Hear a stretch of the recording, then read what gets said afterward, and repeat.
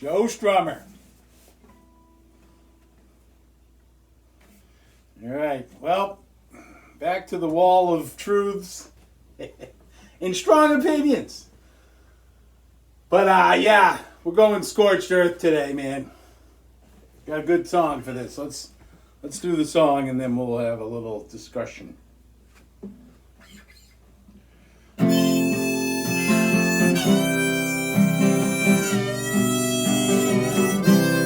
All my life I've been so lonesome.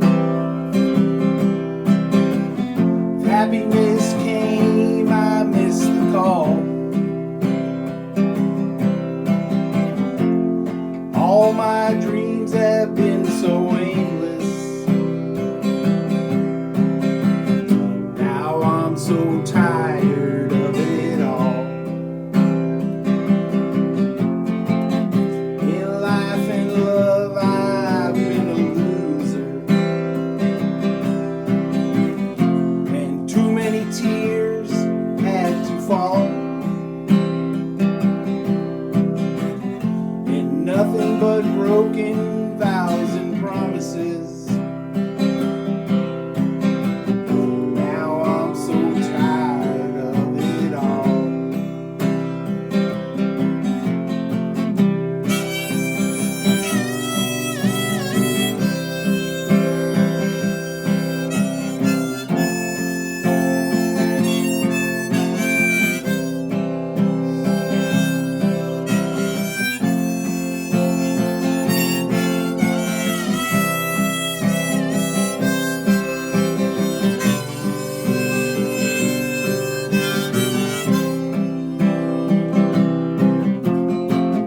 All I ever loved, I lost.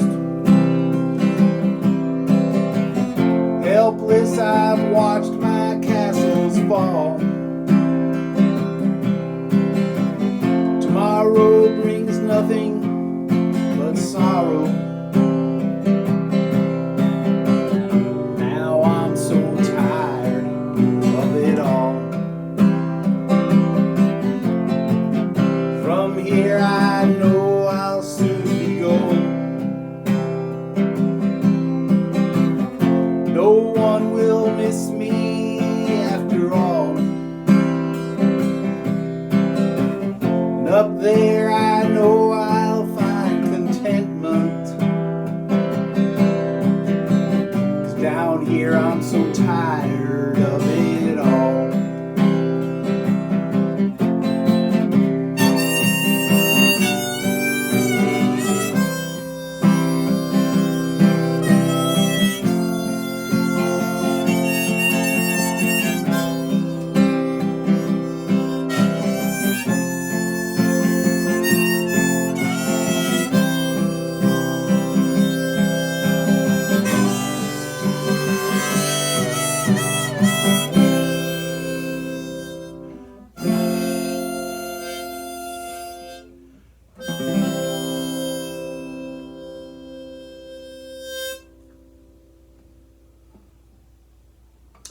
A wonderfully bleak tune. Written, surprisingly, by Hank Williams and his son Hank Williams Jr. So I assume it's one of those, they found some lyrics, maybe there was never a song. I don't know that there was a recording of Hank Williams singing that. But I got it from this great CD. Orquestra Was. This is Don Was. He's the producer for the Rolling Stones, more recent albums, the ones that aren't all that great. Not his fault. Just the songs aren't there. And sadly, we have an 80-year-old man who's great, but he's still worried about appealing to 26-year-olds. And he doesn't understand that if he just played music and sang and presented it in a manner more in depth with his age and his life experience, that 26-year-olds would like it. You know, but Mick's all right in my book. It's just sad to see what he does, that he doesn't doesn't understand that he doesn't need to do it the way he does anymore. He just doesn't. But and Don Was also got a little sidetrack there, didn't we? He's the bass player. He's the president of Blue Note Records, which I think they went out of business or whatever. But he's kind of the new Blue Note Records. But he's the bass player with he's a Wolf brother with Bob Weir. Seems like a good dude. But I had to dig this up, find this CD. And the great part about this CD, this album, it's called Forever is a Long, Long Time. Is the whole album. It's like 11 songs. And that's Don Was right there. And he was in Was Not Was. And this is Sweet Pea Atkinson, does most of the singing. But most of the album is all like avant jazz and R&B.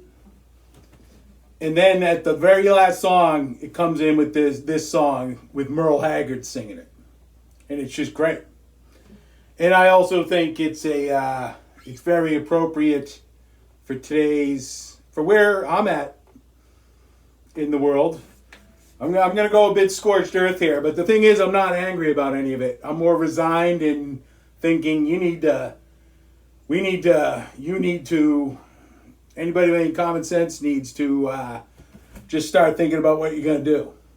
Because if you don't understand, if you look like me, you need to make plans. And no matter how well off you are and how well protected you think you are, you're not. And they're coming. And they're not going to stop. And I mean, there's people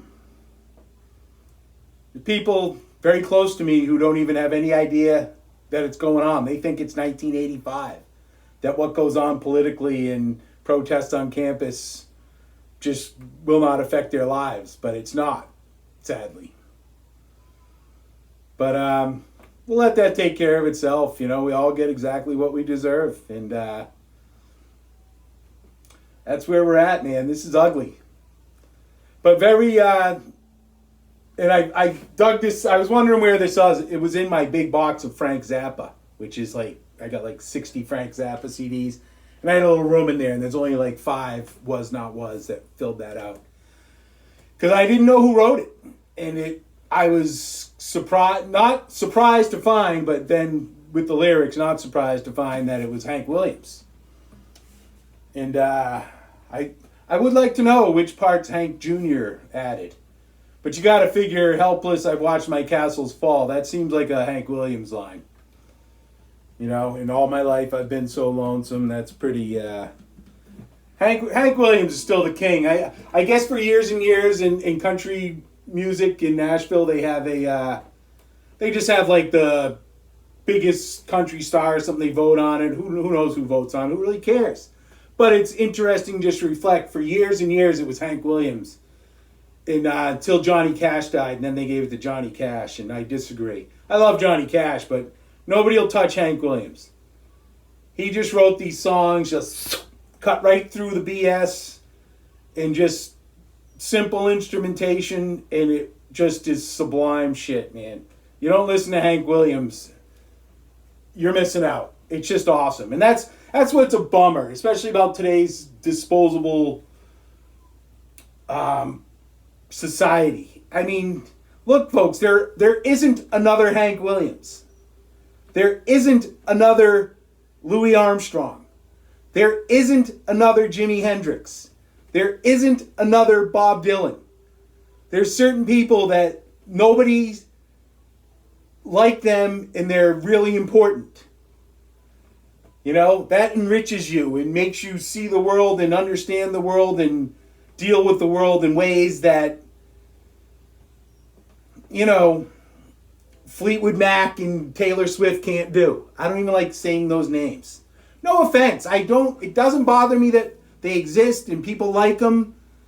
And I understand what that is. But it's just such a shame that things like that exist. Like, for instance, I went to Disney Springs the other day. I hadn't been there in literally years. But I had a gift card, one of my credit cards, you accrue points, and it's the only place I can use them. So I just went there, and the thing that's great about Disney is it's a safe environment, but it's annoying. But anyway, there's like at Disney Springs, they have all this live entertainment. There's a guy who plays an acoustic guitar by himself, and I had my Doc Watson shirt on. Another that nobody will ever make another Doc Watson, and you should know some Doc Watson. You'll be better for it.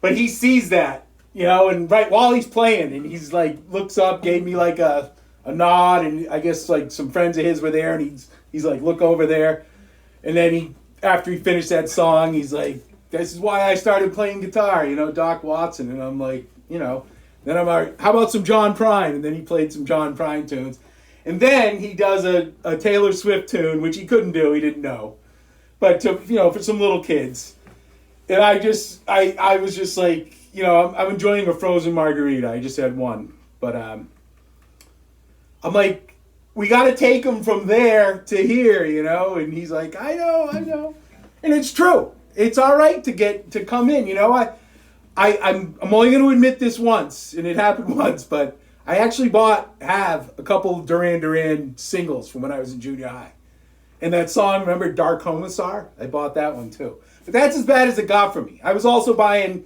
Hey Hey What Can I Do by Zeppelin, which was the B-side to Immigrant Song.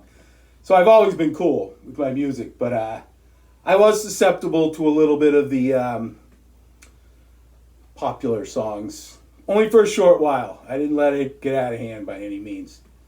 I just like the purity. And one thing that's happened and really sucks that I find, and some people just don't care about music that much. They enjoy music, but they don't have any thoughts about it. They listen to it and do other stuff, but there's no space in music anymore. Even country music. It's just wall-to-wall production. And they use the computers to tune people's voices when they can't sing. But tell you what, man, my favorite singers are fucking Bob Dylan, Jimi Hendrix. Their voices ain't great, but they're Jimi Hendrix and Bob Dylan. They're not. Celine Dion has a great voice, but I do not want to listen to her at all. No offense to Celine Dion, at all. I think she may actually be a decent person, whatever. Let's stop that one right there. No offense to her. But I'm not interested in that, And I don't know many people who could be. Again, let's not get sidetracked. Trying not to, I understand that stuff. I don't have any problem with that stuff existing. It does bum me out that it's so popular. And I tell you, the country music thing really gets me down because, like, I have nephews and nieces that I love them, but God, they just have absolutely no taste in music and what they listen to. And it's just so, they don't have any, it's just so bad. It's just so bad. It's so sad. But we're at the point, man, things ain't coming back. And the people in charge and the people who are in positions there's no diplomacy going to solve any of this. There's nothing. All our politicians are corrupt. Right, left, anything. All they're doing is enriching themselves. And all the people dying in the world, they don't care. They really don't care. In fact, they look at it as something good. The less people, the better. And what they're up to now is just trying to make sure that none of us, and I mean even the people who are doing well, but, are powerless. Like I have some siblings that are doing fairly well in life financially or whatever. You're in my camp as far as the people at the top. They don't want you showing up at a restaurant on Martha's Vineyard or in the Maldives. They're like, how did this happen? If this person's not bringing me my salad, they shouldn't be here. And even if you only get to take one vacation like that in your life or in a year, there's an endless supply of those people. So there's always people that they're like, ooh. And that's what a lot of this is about. Thinning out the population and making sure everybody's in their place by making financial burdens that make it so that you cannot go and do the things that they don't want you around. And that's what all this is about. Just think about it, folks. And that's the other problem, is nobody wants to think about it. You know, people who life is good right now, like rising gas prices don't affect you. You're like, this sucks, but it's not really changing anything for me. You're the problem. And I say that just to maybe just wake up, because what's happened, and it's not all that hidden or conspiracy or anything, but all these freaks are in our governments. They're more the corrupt people. But then you got the teachers and the administrative people in your local governments and towns and stuff that are just these ideologues who think socialism or communism is the answer, or I don't know what they think. But people that are normal, well-intentioned but normal, that think they can go on with their life, we haven't been paying attention. And now these things have come to roost and there's no going back. That's the problem. Like, I know you're all, majority of you people are good people and just want to live your life, and like, I don't want to get involved in that. Well, it's not like that anymore. You know, in 1985, you could probably go along with your life and not really get involved in politics or even pay attention, and nothing really changed too much. Well, now we're at the point where the strategists, you know, the people who live this shit and are willing to devote their life to it, whereas most normal people want to go to the beach or on vacation or drink wine or just be with their friends and family, we're not looking to be involved in the councils, the city councils and shit like that, because we got to do shit. Well, all the people that do want to do that are all of the same thinking, and we're fucked. The world is fucked. And if you don't see that or understand that, or even want to prove me wrong by looking into it yourself, because you will not prove me wrong. You know? So we just need to, the time has come, folks. This is the common sense people, and there's more of us, against them. And that's the government. The government, the people, Republicans, Democrats, they're all rotten, despicable people. You know, they're bad, they're not irredeemable. You know, you become a congressman or a senator, the idea is to stay there. And you're in the club, the country club of whatever. And you don't have to worry about anything. You don't have to worry about, do you know if you're a congressperson for just one term, that you have health care for the rest of your life? Like top-notch health care paid for? And if it's wrong, put it in the comments, but I believe that's true. So that's the idea. You get in that club, but who wants to do that? You know? It's like Kevin McCarthy. People are like, he was doing a good job. I was listening to that Victoria Spatz. She's a senator, I believe, from Indiana, a congresswoman. She's just wonderful. She's Ukrainian. And she thinks that funding bill that got sent for the Ukraine thing is just horrible. She thinks Vladimir Zelensky's a fucking corrupt piece of shit, and she's right. She's a breath of fresh air. She is a wonderful, cute as hell too, and but just, you don't get it. It's too late. It's not about, this isn't going to be fixed. It's got to be torn down. And I'm not like all for that. That's a lot of work. And there's going to be a lot of things that go down, but it's too late, folks. It's time to make your plans about how you're going to either help it get rectified or just protect yourself, because that's where we're at. And I'm not going crazy and stockpiling stuff. It's not that sort of nutto situation for me. I'm pretty level-headed. I actually act crazier when things are mellow. Like, as things get crazier, I actually get calmer. I kind of like when everything's going to hell, then I'm more happy than when nothing's going on. I actually like to stir shit up. But it's over, folks. There's no coming back from this. And the people in charge are happy about that. and they ain't affected by it. No matter what happens. Say there's a nuclear war because of the Ukraine or Israel situation. The people in Washington all have someplace to go. You know, they're not worried about it. And not, these cowards, none of them have ever done anything in their life. Some of them have never done a job. Oh yeah, and I was the Kevin McCarthy, I got sidetracked. That Victorious, according to her, he's never had a real job. I mean, he was an aide for people. You know, like when he was younger, he was an aide for California Congress people or whatever. And then he became a politician. Same with Joe Biden. He became a politician, at 28 or something? He never had a real... The saying about him, never signed the front of a check. He has no skin in the game. All he's doing is enriching himself and his family. I mean, it's not... This isn't conspiracy shit. It's all researchable. It's all provable. I mean, these are rotten, horrible people. Barack Obama, an absolute racist grifter.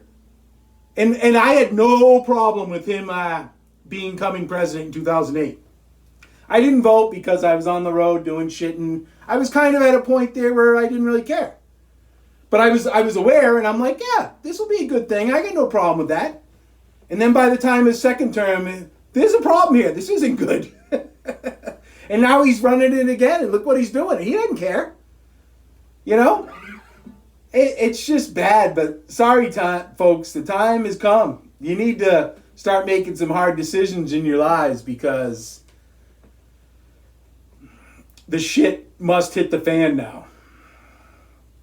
So, that's it. I got a lot to say, but it's tough to say it all. You know, this is possibly my longest video, and I could go on and on and on and on. So, just don't remember Orquestra Was. Might not even be able to get this anymore.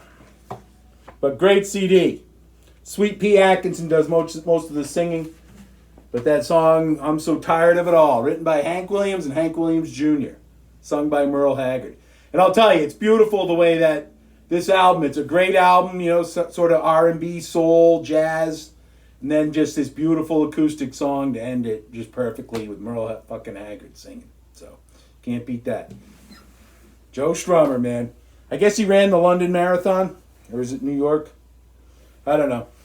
And here's a guy, me and him wouldn't agree anything political. Well, we probably would, you know. I'm not like some right-wing wacko or something, you know. But I think it's good that Japan is for Japanese and Italy's for Italians so that we preserve these distinctive cultures. You know, and I'm for everybody being able to go and visit there and everybody being happy and friendly and smiling to each other and welcoming to each other. But it's still good. Think about it. Once we get rid of that, you know, who's going to make Parmesan cheese if there's no Italians in Parma in Italy? I believe that's the name of the city. But you know what I'm saying? It's good to have distinctive cultures. It's good. That is diversity. Mixing everybody up into a pot where there's one culture is not diversity. You know what I'm saying?